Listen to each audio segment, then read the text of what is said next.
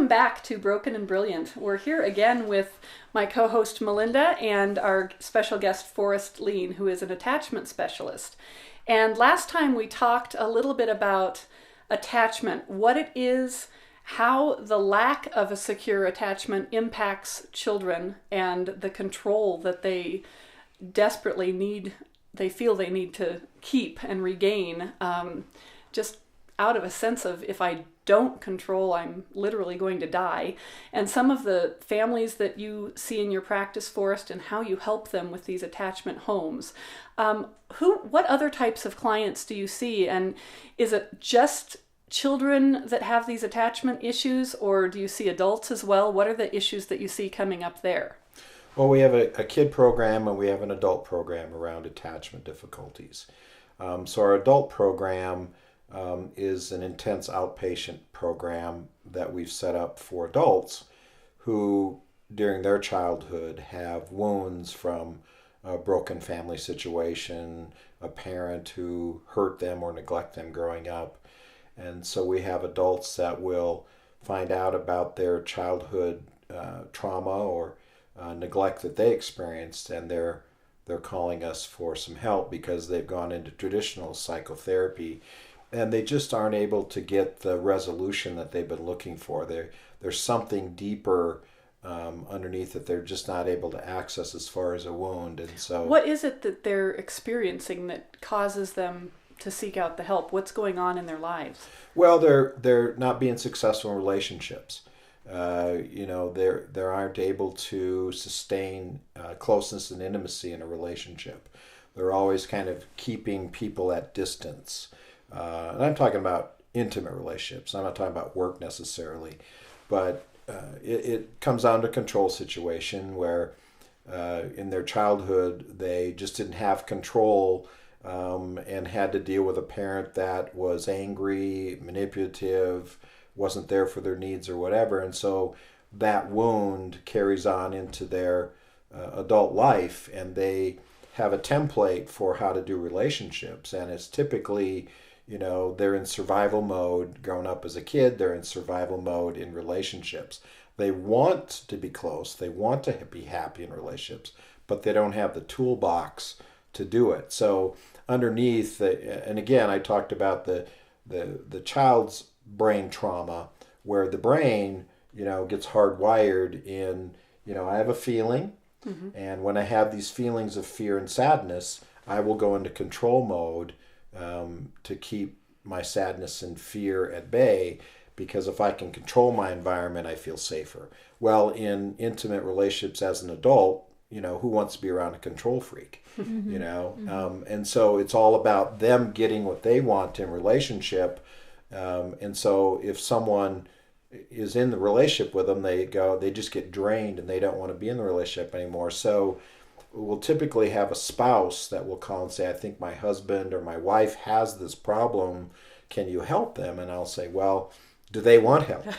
Because if they're not interested in wanting to change the schema of how they do relationships, then, they're not going to get better, because it's the dragger wanting the draggee to get better. Mm-hmm. So I always need the person that has the wound to call, so I can talk to them about, how the brain was developed as a child growing up, and to normalize their behaviors in a way to say, well, it makes sense that you would be doing a relationship like this because you didn't get that from your parents growing up. Mm. So I try to normalize it for them so they don't, feel like, oh, here's just another person telling me I'm a bad person. Yeah, it's all my fault. Right. Then they go into the shame mode, and you can't get to the healing. Yeah. And so our adult model was really developed out of working with wounded kids for so many years. And so these kids grow up. Exactly. So, if you don't treat them as children, then, are they just hopeless? Or you're discovering that there really is a method and a plan that you can use to help wounded children as they become adults. Exactly. The problem is, though, based out of the continuum of the disturbance, if someone as a child has attachment disorder, as adults, they're not knocking on therapist doors. They're not saying, I want help. What do you see? What would you see in a child who grows up with an attachment disorder, who is not treated? and now they're an older teen, a younger adult, or even 30s, 40s, 50s. What are they going to be like? Well, I mean, we have a whole DSM insurance manual, I call it, to put labels on people's behaviors. So we have a list of character disturbances or personality disorders that they develop, which is it's a schema of behaviors to be in control. So like, we have borderline personalities that, are children with attachment problems. They grow up learning how to manipulate their environment on their terms. But in intimate, close relationships, they want to control their spouse. Well, if anything triggers them not being in control, you can see a lot of anger come out, manipulation, rages, things like that. So we would define that person as being possibly borderline personality. There's histrionic personality, where someone says, the only way for me to have worth in life is to be the center of attention, for people to look at me like I'm pretty, I'm smart, so that is also an external schema of low self-esteem. Narcissistic personality we typically see in men that, they were vulnerable growing up as kids, so their schema is if I'm controlling and I'm right, that makes me feel, okay and not less than. So there's different adult labels that we put on people that are basically scared people inside that, have a presentation to be in control, is what it comes down to. We all want control, but not at the expense of other people. That's where, people that are attached and have they figure out how to be in control with other people by giving up control, by being reciprocal, by being in a relationship where sometimes you make a mistake and you are able to, say, what, that was dumb that I said that, or what I said to you was wrong. You have the internal level of guilt and shame where you can trigger that and say, that's not okay. I'm sorry I did that. Whereas attachment challenged people, will say, if I admit I'm wrong, I am wrong. I'm no good. I'm not worth it. So they have a very difficult time, taking hold of their own wound. Instead, they're trying to defend and keep that away. And so if I can make everybody else be wrong, then I'm okay. Well, that doesn't work very well. People that have adult attachment disorder, have a higher level of wanting their way. And if we think of toddlerhood, I was interviewing some guys in prison, in the federal prison here in Colorado years ago. And I was interviewing a man who was in his mid-20s, and he was a car thief from way back when he was like 12, was his first stolen car. And so I was interviewing him, and I said, or the situation that got him into prison was that he was stealing a guy's car, and the owner came out to stop him, and he was beating up on this guy because he felt entitled to have that car. And the cop came around the corner and arrested him. I said, so whose fault is it that you're here? What do you think he said?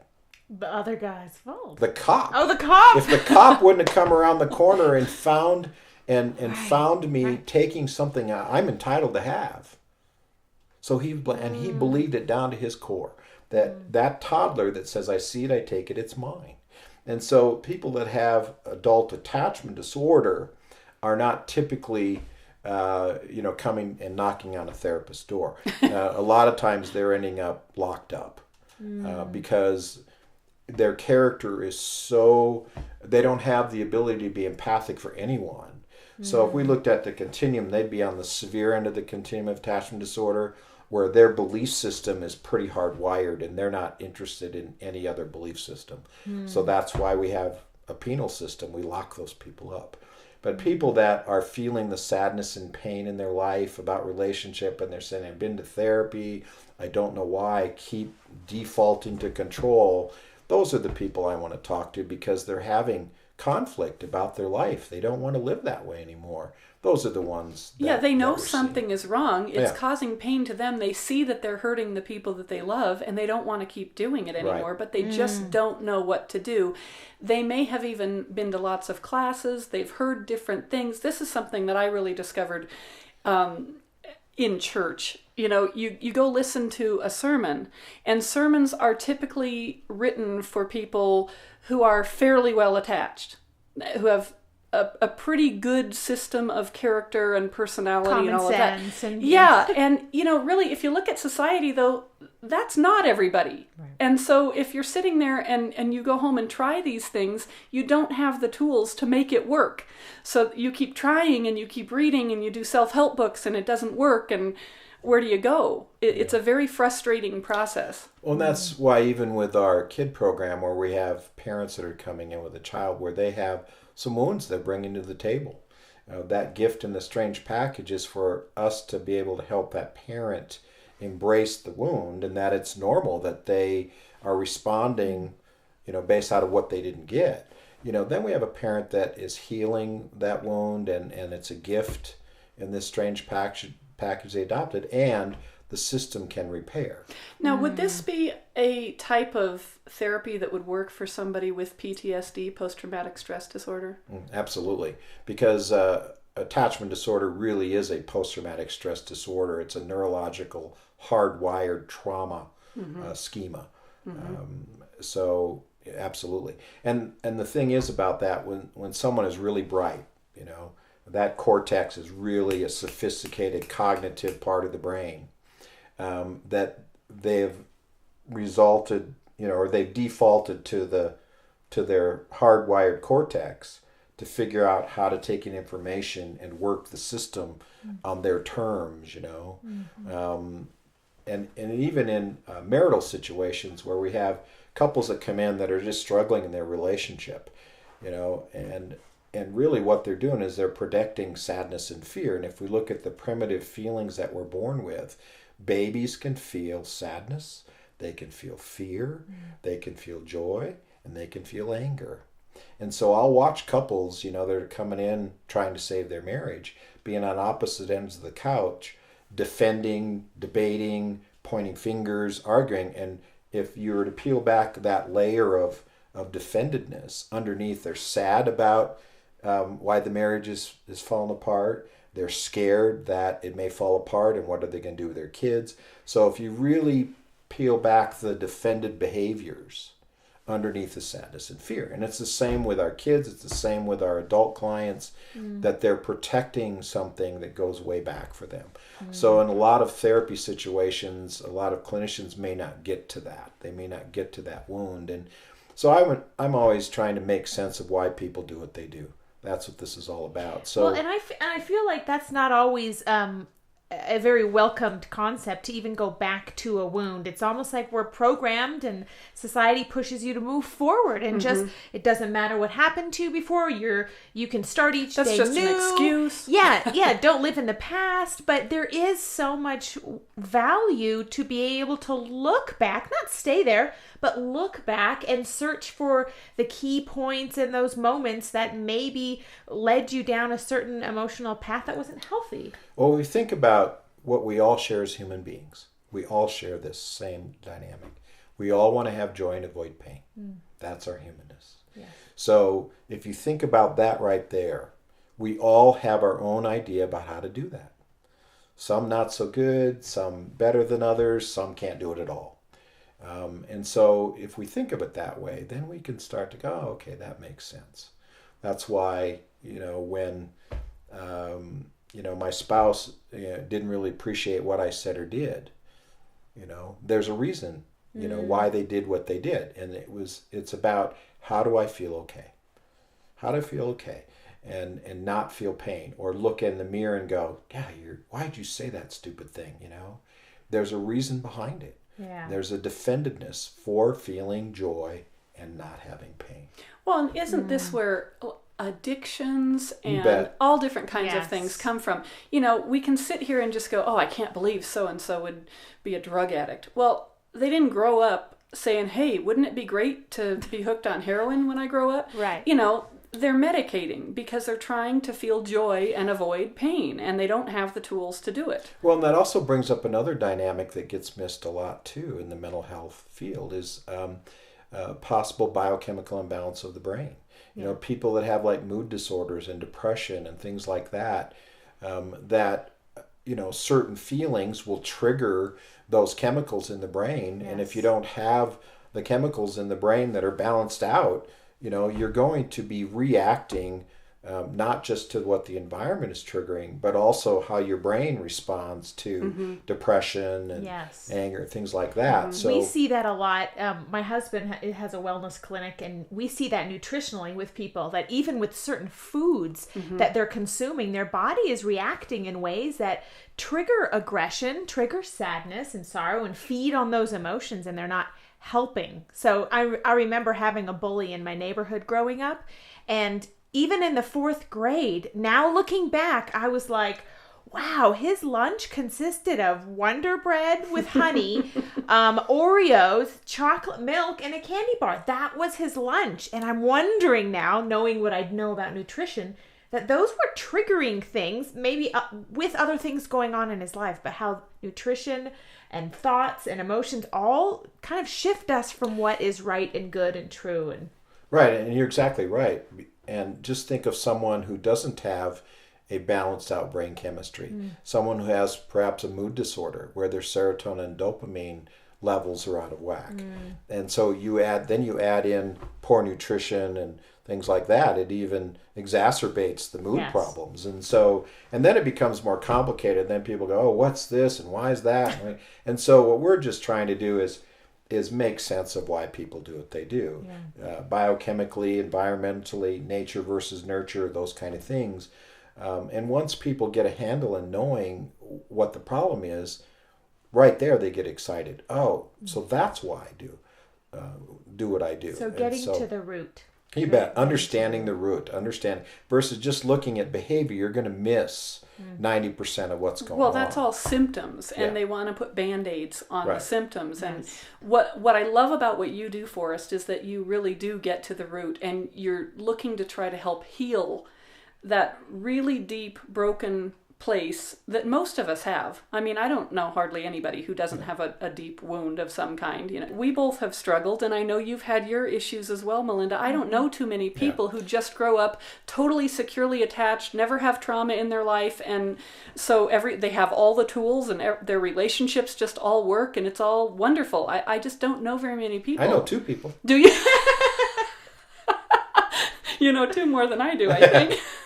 Yeah, but again, it's trying to normal. I mean, if we think about the generation of my parents, pretty much, I mean, marriage was established 100 years ago as working and procreating. It wasn't about a closeness, intimacy, romance. Okay, so if we think about that, marriage really was there was a product you were supposed to produce, and so that system stayed all through my parents' marriage. And well, especially through like the war and the depression and all of that, it really was about survival a lot of times, and don't really think about dreaming or having, a real close intimacy. Can we just make it and survive together? Well, and pretty much, feelings weren't recognized. I mean, I grew up on a farm with, 7 kids, and it was kind of do it or else. There wasn't much about, are you sad today? Are you mad? Plus, we were all so busy all the time, no one paid attention. And so we pretty much had to figure things out on our own growing up about feelings. Sure. And really, feelings drive how we behave. Yes. And if we don't understand our feelings, or we think our feelings are wrong, then we're going to stuff them. So then you go into marriage relationship, and you don't have a toolbox to know how to communicate true feelings. So you go into behavior to defend those feelings. And that's just a normal dynamic that most people have experienced growing up. And then now we live in a world now where indulgence and entitlement, and everybody's busy and getting ahead, and the electronics and the social media, and that kids are out there getting their needs met away from family, not in family. So now we have a different dynamic that we're dealing with people. So it doesn't mean that people are bad. They're just dealing with what they're dealt. Right.